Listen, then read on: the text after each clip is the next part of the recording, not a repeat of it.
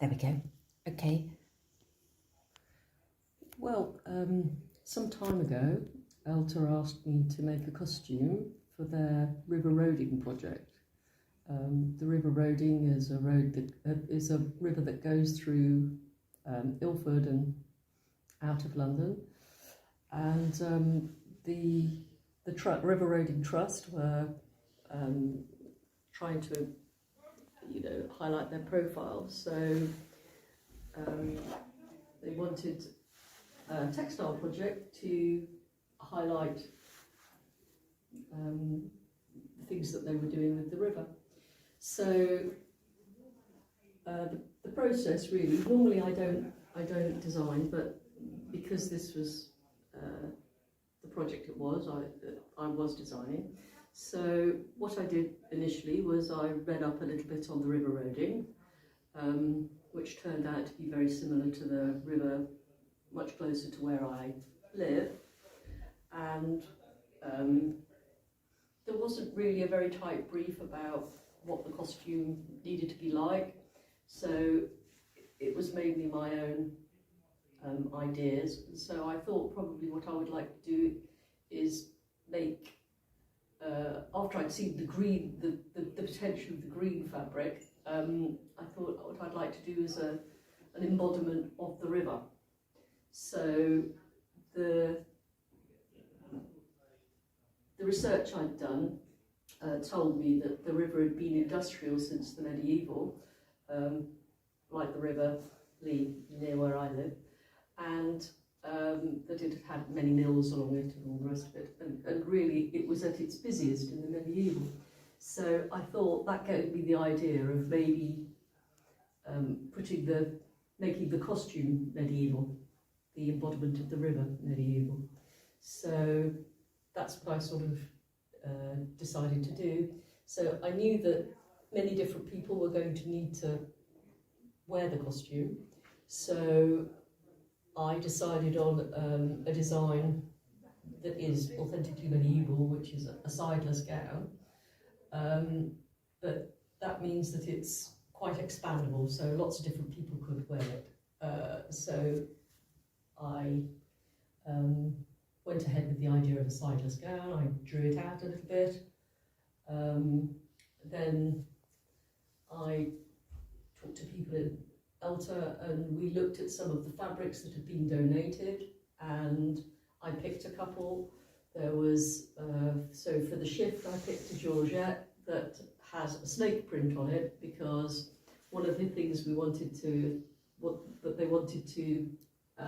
highlight about the river roading was that it has a lot of invasive species, some of which are snakes. So I thought that the snakeskin might be quite fun for the shift. So that's what we did. And there was also some quite shiny satin material that was quite a difficult shade of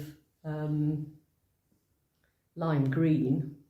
And I said, well, the weight of the fabric and the finish of the fabric is very nice. It's nice quality fabric. I'll take it away and see if I can do something with it.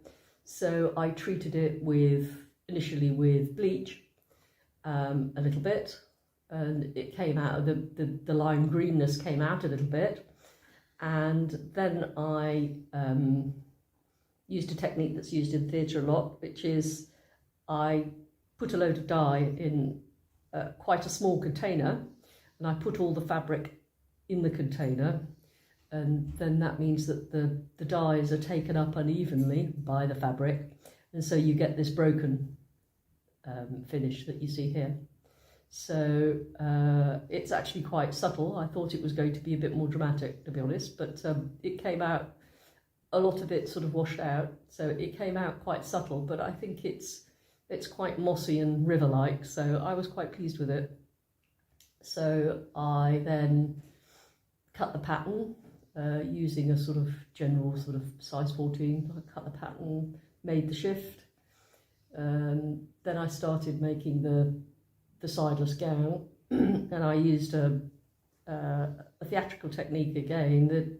This fabric is actually quite a thin rayon that would have been made into probably dresses or blouses, which is really not especially suitable for a costume.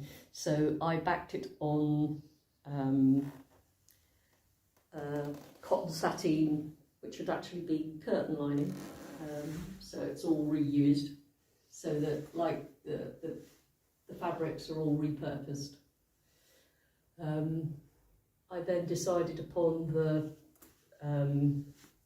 I wanted the embodiment of the river, so that to give it a more sort of watery quality, and to bring it up to date a little bit, I decided to do a trim of plastics instead of it. In this period, trims were often, for winter garments, were often in fur, and I had the idea of hooking bits of plastic that might be waste in a river onto rug canvas, and then using that as a trimming, as if it was fur. So that's what I did. I also used some hessian and different things just to give it a bit more, quite a lot more texture. You find with these things, with costumes, that you can pour loads and loads of texture and different things into it, and it just soaks it all up. You want as much as you really, you have to keep piling it on. So that's what I did. I also used side vents with, again, a waste fabric from Elta, which I thought looked quite foamy, or like water that might be if it's got sort of stuff on it, to finish in order to give the skirt enough fullness, because there wasn't the fabric wasn't really wide enough.